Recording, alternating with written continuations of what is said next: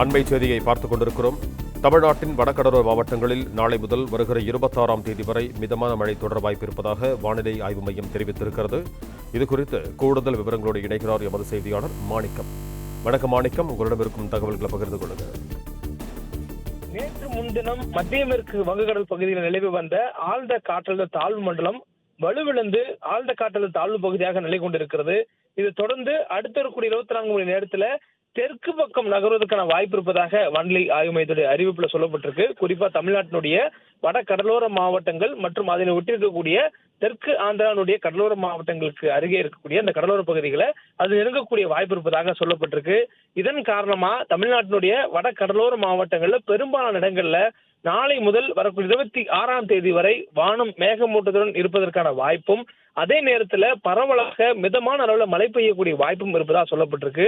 மேலும் நமக்கு இந்த மழைக்கான வாய்ப்பு மிதமான அளவுல 26ஆம் தேதி வரை தொடரக்கூடிய சூழல்ல நாளை மறுநாள் 25 மற்றும் 26 ஆகிய 2 நாட்கள்ல நமக்கு கனமழை என்ற மழைக்கான வாய்ப்பு இருப்பதாக சொல்லப்பட்டிருக்கு. அதுவும் வட கடலோர மாவட்டங்களுக்கு தான் அந்த வாய்ப்பு இருப்பதாக சொல்லப்பட்டிருக்கு. குறிப்பாக செங்கல்பட்டு, விழுப்புரம், கடலூர் ஆகிய இந்த 3 மாவட்டங்களிலும் புதுவையிலும் ஓரிரு இடங்கள்ல கனமழை என்ற அளவுல 6 சென்டிமீட்டருக்கு அதிகபட்சமாக 11 சென்டிமீட்டருக்குள்ளாக மழை பெய்யக்கூடிய வாய்ப்பு இருப்பதா வானிலை ஆய்வு மையத்துடைய இந்த அறிவிப்புல சொல்லப்பட்டிருக்கிறது.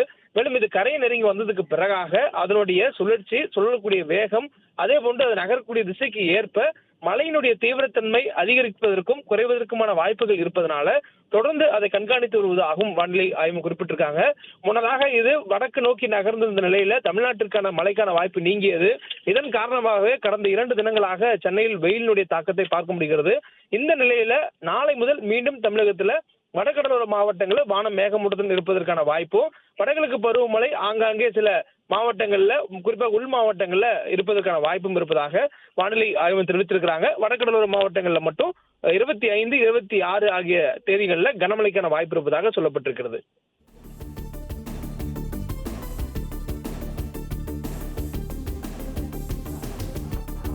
நன்றி மாணிக்கம், உங்கள் தகவல்களுக்கு.